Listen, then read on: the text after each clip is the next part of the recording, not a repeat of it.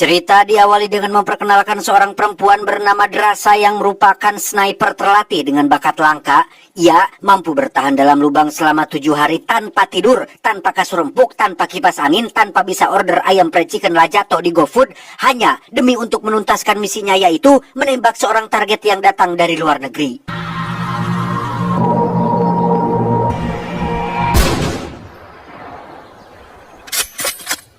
Beralih ke New York, lebih tepatnya pada seorang pria bernama Levi. Sama seperti Drasa, Levi adalah seorang sniper handal berpengalaman, terlatih, memiliki bakat langka dalam menembak jarak jauh, dan lain sebagainya. Di mana saat ini, Levi sudah menganggur selama kurang lebih 1 tahun setelah memutuskan keluar dari dunia militer.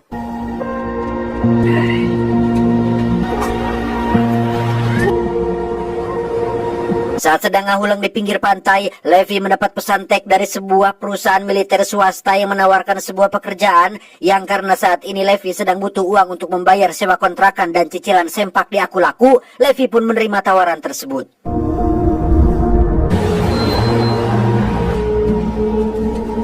Perkenalkan, beliau bernama Marta. Ibu Marta, seorang pimpinan perusahaan swasta yang masih bagian dari lembaga militer. Beliau langsung membacakan data identitas Levi yang tercatat sebagai mantan salah satu penembak jitu elit dan sudah membunuh sekitar kurang lebih 270 orang atau target, di mana Marta sangat takjub dengan pengalamannya dan ingin menawarkan pekerjaan yang tepat untuknya.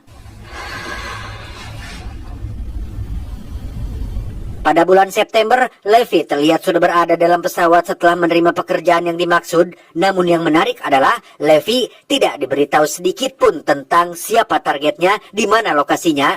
Ia hanya perlu mengikuti perintah sesuai yang sudah diinstruksikan dan langsung terjun bebas dari dalam pesawat.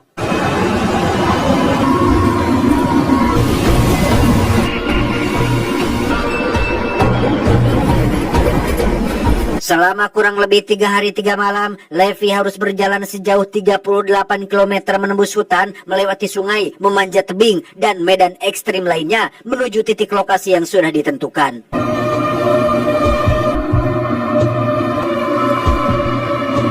Tibalah Levi di titik lokasi yang menjadi tujuannya, yaitu sebuah jurang dalam nan panjang yang ditutupi oleh kabut tebal, di mana Levi langsung bertemu dengan seorang tentara yang sudah setahun berada di sana, yang langsung mengajaknya menuju menara. Give me an unmarked topo map. I don't even know what country I'm in. Away from home for the next 365 days. Completely self-sufficient. Dari penuturan si tentara, ia mengaku sudah setahun bekerja di menara itu sendirian. Semua kebutuhan sudah disiapkan, mulai dari makanan, persenjataan, amunisi, dan lain sebagainya. Tanpa diberikan clue atau petunjuk seperti apa jenis pekerjaan yang harus dilakukan, Levi harus menggantikan si tentara yang sudah selesai kontrak kerjanya dalam 1 tahun ke depan. Levi akan berada di sana sendirian, tanpa ditemani oleh siapa-siapa. Each with its own power and backup power source. But they also work with shit like Google Earth. Tak hanya itu saja, Levi juga diberitahu tentang pekerjaan mereka yang sangat dirahasiakan.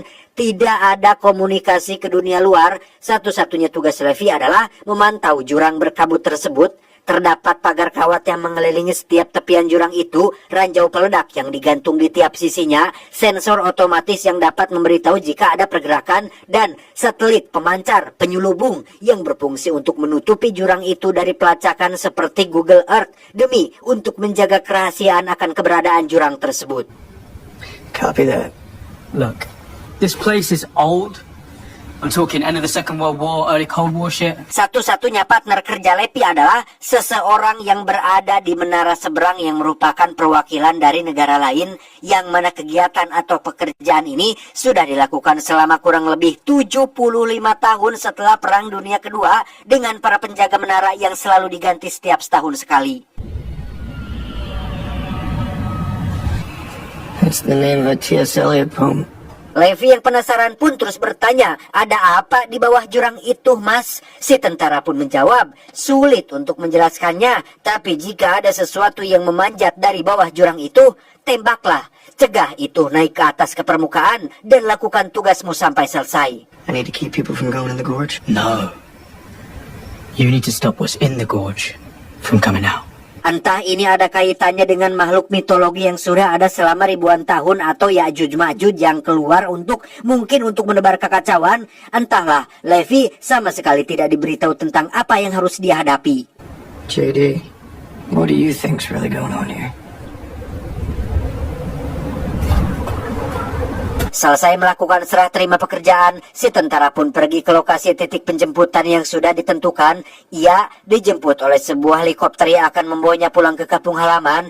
Namun sesuatu yang tidak diduga terjadi ketika ia justru harus dieliminasi sesuai perintah dari pusat demi untuk menjaga kerahasiaan tentang tempat ini.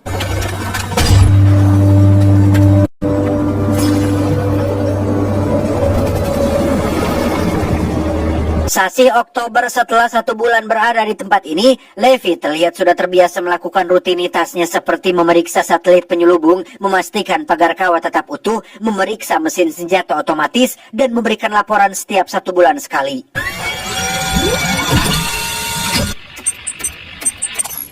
Alpha, Bravo, 97 Omega. Disitulah Levi tak sengaja menemukan catatan yang dibuat oleh orang-orang sebelum dirinya, lengkap dengan tahun pembuatannya, yang salah satunya adalah penjaga menara dari tahun 1947 yang membuat quotes kurang lebih seperti ini. Hanya mereka yang beresiko terlalu jauh bisa tahu sejauh apa mereka bisa pergi.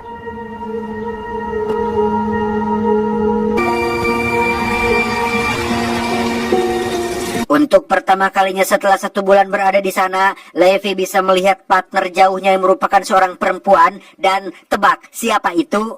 Ya, itu adalah Drasa, sosok sniper profesional yang sempat kita lihat di adegan awal. Sehingga sudah jelas, orang-orang yang direkrut untuk menjadi penjaga menara adalah orang-orang pilihan dengan bakat langka yang tidak dimiliki oleh orang biasa.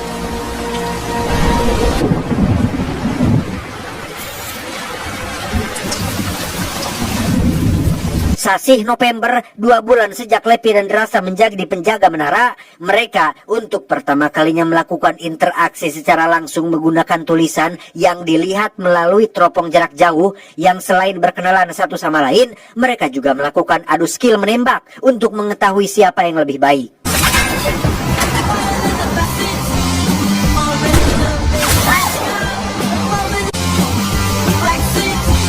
Kesenangan tiba-tiba saja berakhir ketika Drasa melihat sesuatu di bawah menara Levi, yaitu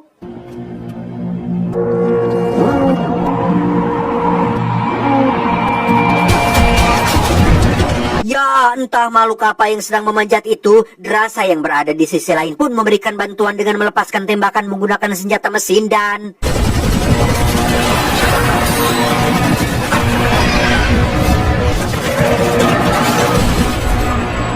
setelah berhasil mencegah para makhluk itu naik ke atas, suasana tiba-tiba kembali tegang saat Drasa mendengar sesuatu yang seperti sedang naik ke atas menaranya. Dan tiba-tiba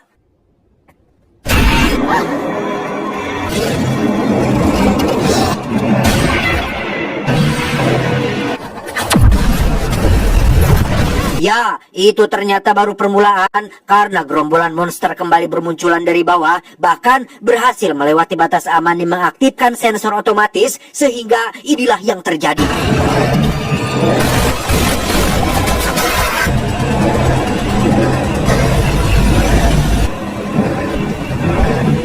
Keesokan paginya, Levi langsung memperbaiki semua kerusakan yang terjadi semalam, seperti pagar besi yang rusak dan ranjau gantung otomatis. Yang tepat saat Drasa sedang memantaunya dari kejauhan, tiba-tiba saja muncul sebuah pesawat kecil tanpa awak, semacam drone tapi lebih futuristik, yang terbang dari bawah kabut tebal dan langsung pergi begitu saja tanpa punten-punten acan.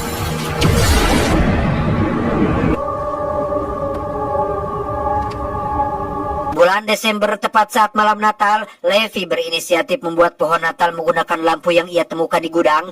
Hal itu cukup membuat Drasa merasa senang, yang pada akhirnya mereka pun bersenang-senang bersama, seperti bermain catur jarak jauh dan menabuh drum buatan, seperti saat Levi main di film Whiplash.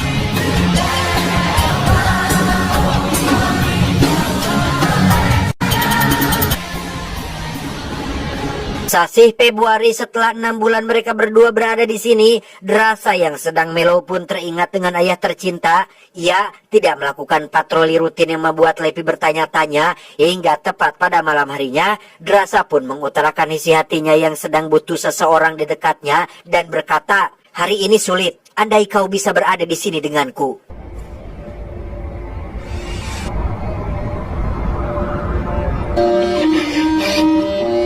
Mengetahui Drasa sedang butuh sosok yang bisa menenangkannya, Levi pun berencana untuk menemui Drasa secara langsung. Ia mulai mencari alat-alat yang diperlukan dan bermaksud membuat peluncur tali agar bisa menyeberang ke menara Drasa.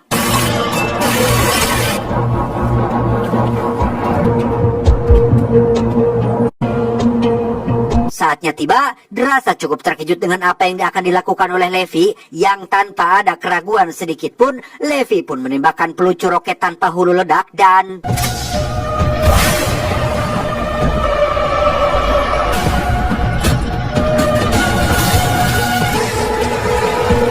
Setelah talinya sudah diikat dengan erat oleh Drasa, Levi pun tidak langsung berangkat, melainkan mengkurut kumis dan jenggot agar terlihat sedikit rapi di depan Drasa, sehingga...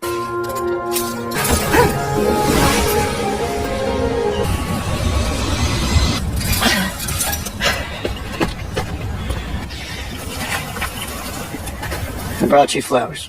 Untuk pertama kalinya sejak berkenalan, Levi akhirnya bisa bertemu langsung dengan Drasa dan langsung makan malam untuk saling mengobrol bersama, yang mana pertemuan ini sudah pasti berakhir dengan tak kewer-kewer, sehingga editor IQ7 harus berupaya untuk menutupinya agar tidak dolar kuning.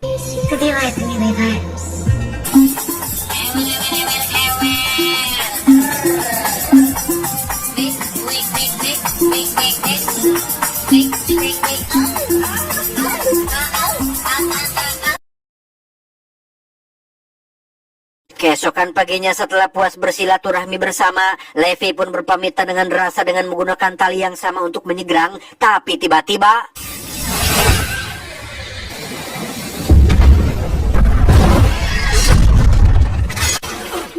Ya, Levi pun jatuh bebas ke dalam jurang setelah talinya terputus akibat para makhluk yang sedang naik dan tak sengaja mengenai ranjau gantung, di mana Drasa dengan cepat bersiap untuk melakukan penyelamatan, dan inilah yang dia lakukan.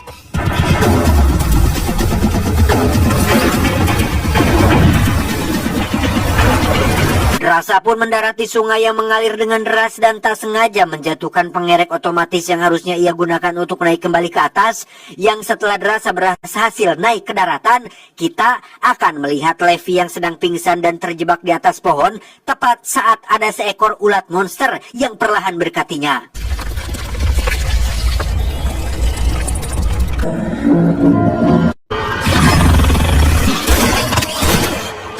Setelah berhasil menembak ulat tersebut, Levi kembali terjebak oleh makhluk lain seperti akar hidup yang memiliki taring dan perekat alami yang membuatnya tidak bisa lepas. Di mana saat Levi sedang berjuang antara hidup dan mati, tiba-tiba...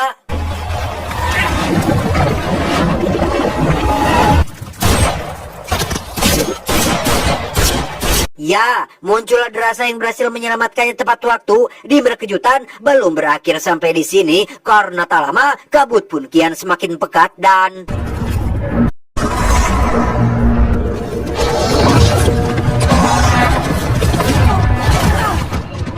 Entah makhluk apa yang sedang mereka berdua hadapi, makhluk-makhluk itu bisa menunggangi kuda dan mencoba menyerang mereka berdua. Namun, sebagai dua sniper terlatih yang memiliki bakat langka dan kemampuan di atas rata-rata, Levi dan Drasa berhasil mengatasi itu semua.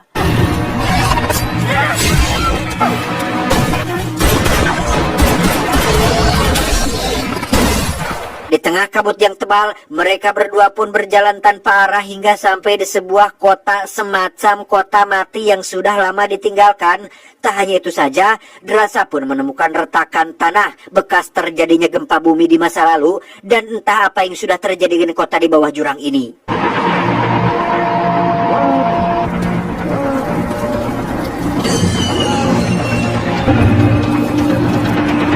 Menyadari resiko berbahaya ketika berada di tempat terbuka, Levi dan Drasa pun masuk ke dalam sebuah gereja tua yang berisi penuh dengan jenazah manusia yang sudah mengering. Di mana saat mereka berdua sedang mengamati area sekitar, tiba-tiba...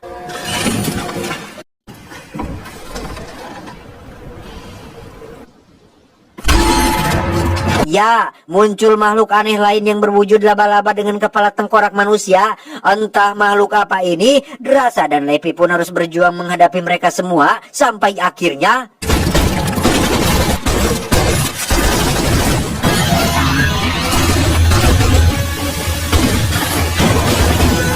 tak bisa terus-menerus menghadapi serangan yang tak berujung. Drasa pun mengambil senjata peledak untuk membuat lubang besar dan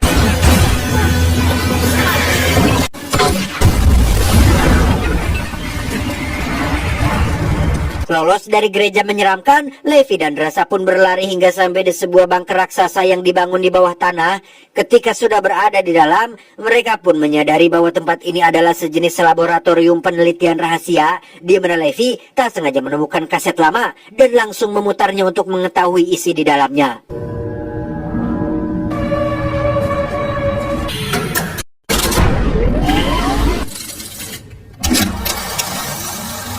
Dalam rekaman video lama itu, terlihat ada seorang ilmuwan yang merupakan pimpinan proyek rahasia pemerintah.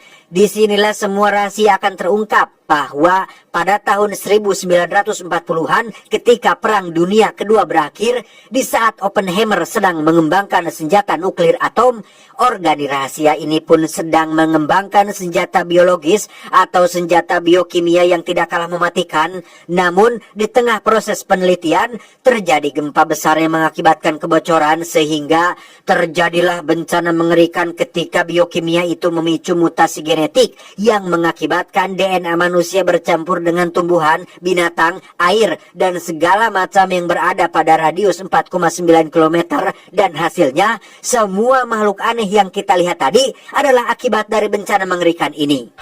No longer about research. A containment. Human DNA has merged with plants. They will present themselves physically. Like this.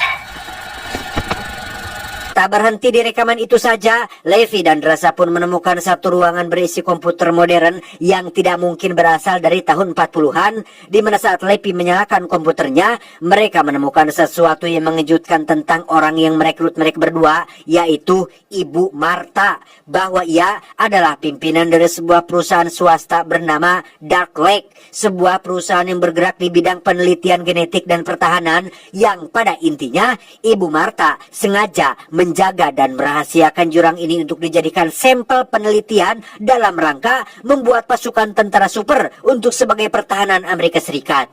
Their drones are collecting hybrid DNA samples. They're building super soldiers. Young soldiers and scientists studied like suffering lab.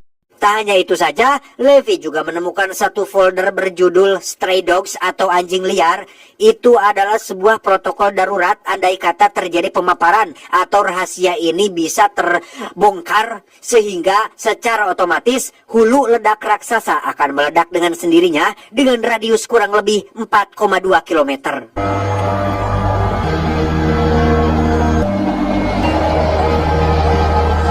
Selesai dengan lab tersebut, Levi dan Drasa pun keluar untuk mencari jalan agar bisa naik ke atas. Namun di tengah pencarian, tiba-tiba saja Drasa terkena jebakan tali yang dibuat oleh satu makhluk yang menunggangi kuda.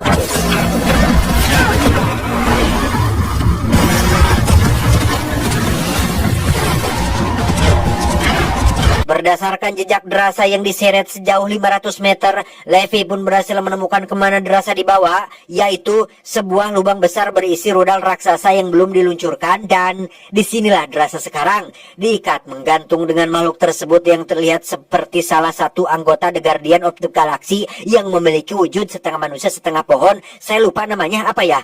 Jelas makhluk ini dulunya adalah manusia atau tentara yang terkena paparan biokimia, yang tepat saat makhluk itu akan menyerang, Drasa pun segera mengayunkan badannya dan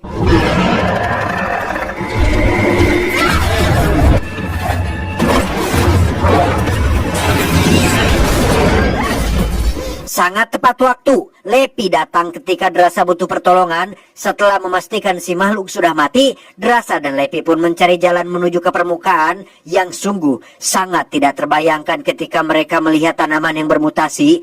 Persis seperti yang sudah dijelaskan oleh ilmuwan yang ada di rekaman video jadul, kebocoran biokimia tersebut telah menyebabkan DNA manusia bercampur dengan tanaman yang menghasilkan sebuah pemandangan yang sangat mengerikan.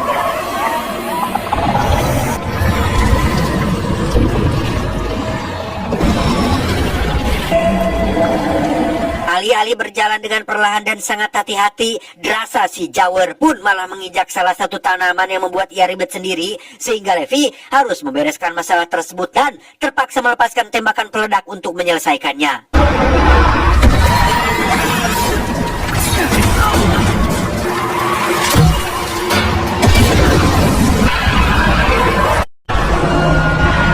Setelah berhasil mencapai permukaan, mereka pun berjalan ke sebuah gudang yang masih menyimpan mobil jeep tua yang tentu saja memiliki derek cukup kuat.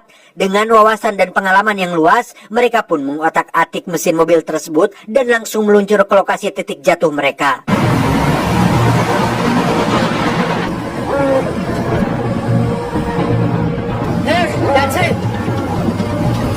Tiba di lokasi tali putus yang digunakan oleh Levi untuk menyeberang, mereka pun mengikat talinya pada derek mobil jeep tersebut. Namun bukan hidup namanya jika tidak ada tantangan, karena ketika mereka sedang berusaha naik ke atas, muncullah beberapa makhluk kayu yang berusaha menyerang sehingga...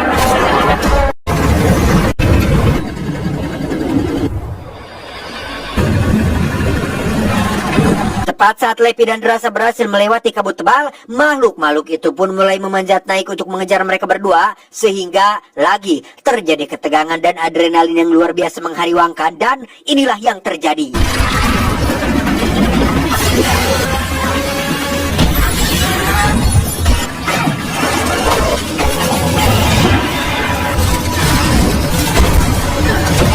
Ya, dengan bensin yang dibakar, Levi dan Drasa sukses menjatuhkan makhluk-makhluk itu dan berhasil mencapai permukaan dengan selamat.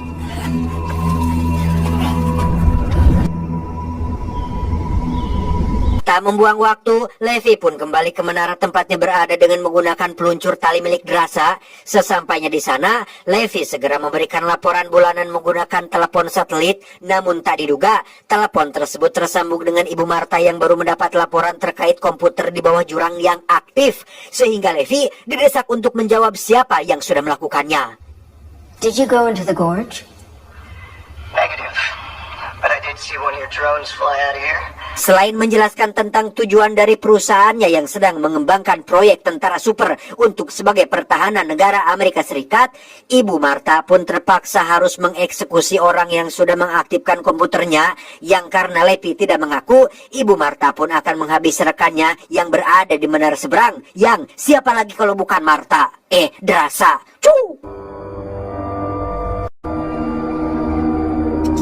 Dengan fakta bahwa ini akan berakhir buruk, Levi dan Drasa pun sepakat untuk membuat rencana antisipasi. Mereka meletakkan beberapa peledak pada semua satelit penyelubung untuk menyambut kedatangan Ibu Martha dan pasukannya.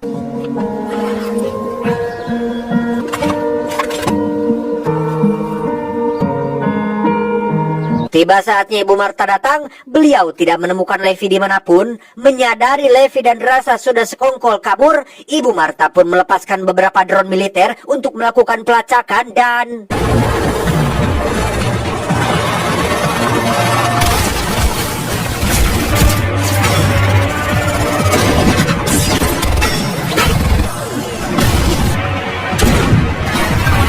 Selesai mengatasi drone-drone penembak, Levi dan Drasa pun langsung mengambil posisi membidik untuk menembak peledak yang sudah mereka tempel pada satelit sehingga...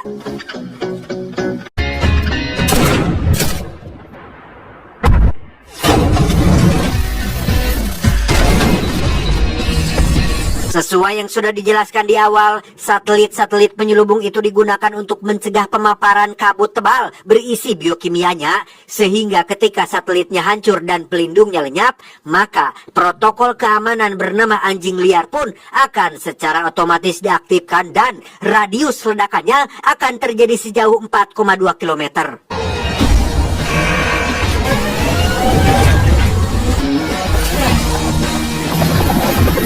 Dengan cepat Ibu Martha pun pergi dengan helikopternya untuk mencapai jarak aman. Begitupun dengan Levi dan Drasa yang berlari secepat mungkin menuju titik aman. Yang tepat saat Levi masih berlari dengan kaki yang terpincang-pincang dan Ibu Martha yang masih ketir dengan nasibnya, tiba-tiba...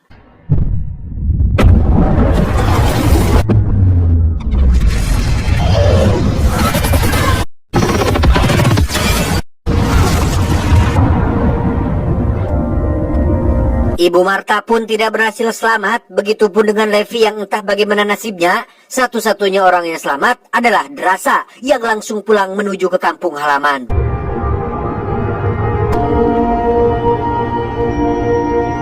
Sasih April, 2 bulan sejak kejadian tadi, kini Drasa bekerja normal dengan menjadi seorang waiter di sebuah restoran tempat wisata, di mana Levi akhirnya muncul lagi setelah ia berhasil selamat dari ledakan.